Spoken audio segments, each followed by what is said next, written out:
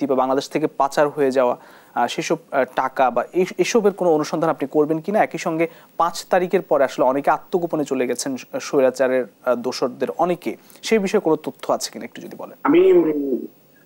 আমি যদি বলি যে স্বৈরাচার পতন হয়েছে ঠিকই, স্বৈরাচার চলে গেছে ঠিকই, কিন্তু বাংলাদেশ থেকে দুর্নীতি যায়নি। এবং অতীতের যে দুর্নীতিগুলো আছে বিভিন্ন, আমি কিছু সেক্টর ধরে বলি, যেমন বিদ্যুৎ খাত থেকে সাবিক গ্রুপ নিয়ে গেছে 1 লক্ষ কোটি টাকা, এবং এসএল গ্রুপের কথা যদি বলতে, এসএল গ্রুপ বাংলাদেশ থেকে 3-3.5 লক্ষ কোটি টাকা নিয়ে গেছেন বলে দাবি করা হয়। তো এরকম যে এই দুর্নীতিবাদ গুলো কিন্তু এখনো হয়ে গেছে, এবং আগের যে দুর্নীতিবাদ গুলো আছে সেই দুর্নীতিবাদ গুলোকে কিন্তু এখন পুনর্বাসন করা হচ্ছে।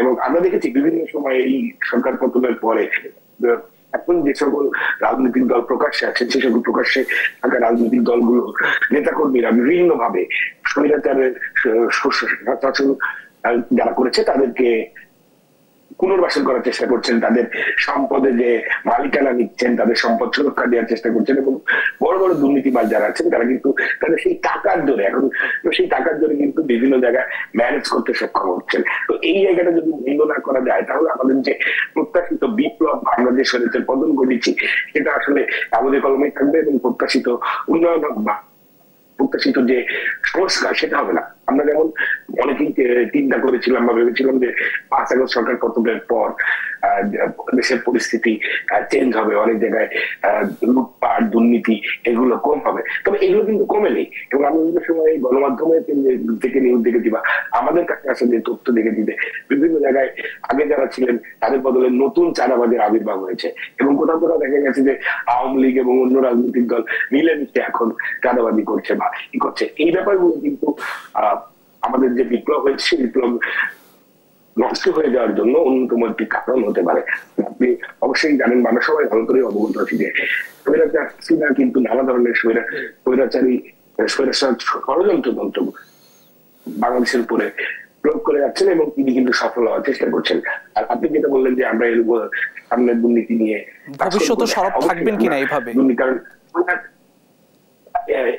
আসলে আমরা কোনো, যেমন আমি লালু সাকিব বা অন্য যারা কয়েকজন সাংবাদিক আছেন তারা কিন্তু কোনো দলীয় সাংবাদিক না, কোনো বিশেষ দলকে এজেন্ডা দিয়ে, যেমন কোন বিশেষ দলকে সুযোগ দেওয়ার জন্য না। যেমন গতকাল আমরা একটি সংবাদ প্রচার করেছি যে বিএনপির একজন কেন্দ্রীয় নেতা একটি টেলিভিশনের 5% শেয়ার মালিকানা নিয়েছেন, টেলিভিশনটি আওয়ামী লীগের দোষর। পরে দেখলাম যে উনি একটু টাকলা প্রকৃতির, উনি দেখলাম যে আমাকে জামাত শিবির বানিয়েছেন। তো গত 15 বছরে আমাদেরকে জামাত শিবির বানানো হয়েছে।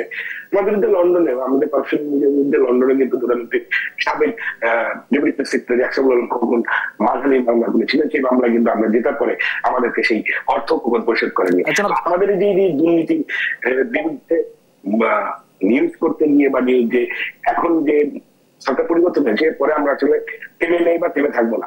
আমাদের যে অনুসন্ধান চলছে, আমরা যাদের বিরুদ্ধে আসলে দুর্নীতি পাচ্ছি বা দুর্নীতির বিভিন্ন বড় কিছু পাচ্ছি সেগুলো আমরা এক্সপোজ করছি, ফাঁস করছি। জি।